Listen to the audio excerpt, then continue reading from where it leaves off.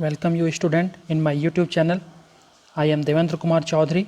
So we will going to discuss about the introduction of course APP 5311.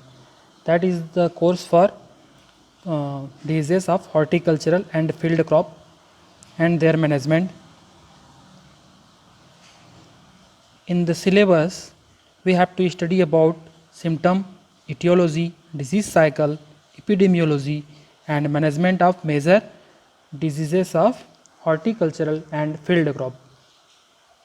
So, let's start with the definition of plant disease. Plant disease होता क्या है? It is the malfunctioning process of host cell or tissue that result from continuous irritation by a pathogenic agent and leads to the development of symptom.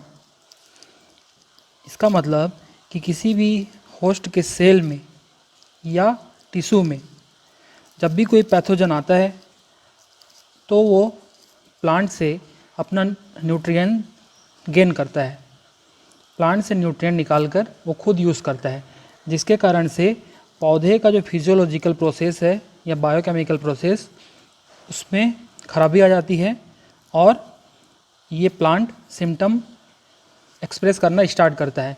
इसे ही हम plant disease कहते हैं। फिर आते हैं symptom. What is a symptom? Any external or internal reaction or alteration of plant as a result of disease.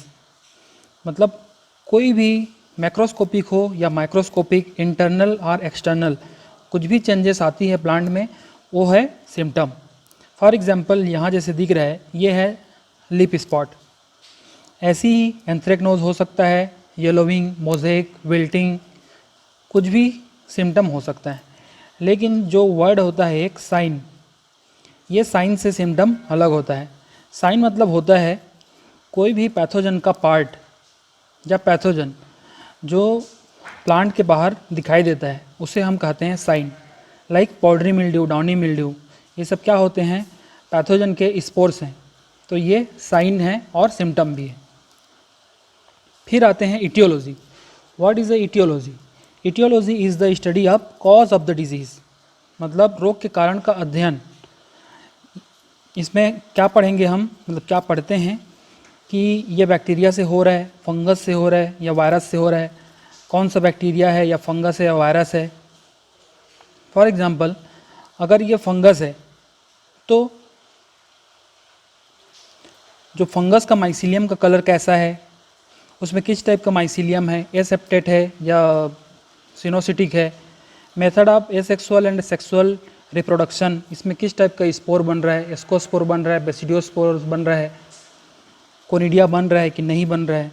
Structure and types of fruiting body, fruiting body कैसा है, asexual है, सेक्सुअल है। अगर बैक्टीरिया है तो बैक्टीरिया का ग्राम reaction कैसा है, पॉजिटिव है या नेगेटिव है, उसमें फ्लैजिला कैसे होते हैं, उसका शेप कैसा है। वायरस है तो उसमें किस टाइप का जेनेटिक मटेरियल पाया जाता है, उसका शेप ऑफ कैप्सिड कैसा है, ट्रांसमिशन किससे होता है। तो ये सब स्टडी हम इटियोलॉजी के अंडर में करेंगे। फिर आते हैं disease cycle. The chain of event involve in disease development including the stage of development of pathogen and effect of disease on host. इसका मतलब कि पैथोजन के लाइफ साइकिल प्लस जो उसके साथ होस्ट का इंटरेक्शन है, इन दोनों को मिला के क्या कहते हैं? Disease cycle. ये देखिए, ये पूरा चेन ऑफ इवेंट है। अगर हम स्टार्ट करेंगे यहाँ से कि एक स्पोर है, फॉर एग्जांपल फंगस का स्पोर है, वो प्लांट के सरफेस में अटैच होता है, केवल अभी कांटेक्ट हुआ है, अटैच हुआ है। फिर वो पेनेट्रेट करेगा जर्मिनेशन के बाद, फिर वो आइडेंटिफाई करेगा कि ये उसका होस्ट है कि नहीं। अगर राइस का डिजीज़ है, राइस का पैथोजन है, तो केवल राइस में ही इन्फेक्शन करेगा, वीट या फिर दूसरे अदर क्रॉप में नहीं करेगा। अगर रिकॉग्नाइज कर चुका कि ये मेरा ही होस्ट है, फिर इन्फेक्शन होता है। इन्फेक्शन मतलब होता है वो स्टेज जब पैथोजन अपने होस्ट से न्यूट्रिशन लेना स्टार्ट करता है, उसको बोलते हैं इन्फेक्शन।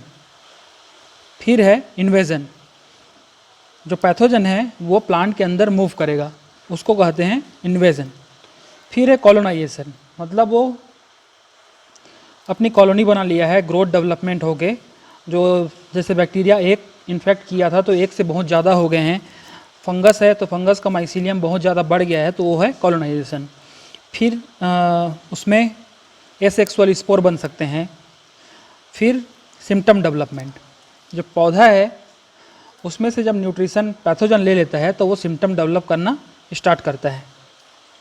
फिर ये जो स्पोर बनेगा, स्पोर फिर दूसरे पौधे में इन्फेक्ट करेगा, उसको कहेंगे हम सेकेंडरी साइकिल, और ये वाला साइकिल और एक बार चलते रहेगा, तो ये सेकेंडरी इन्फेक्शन साइकिल है।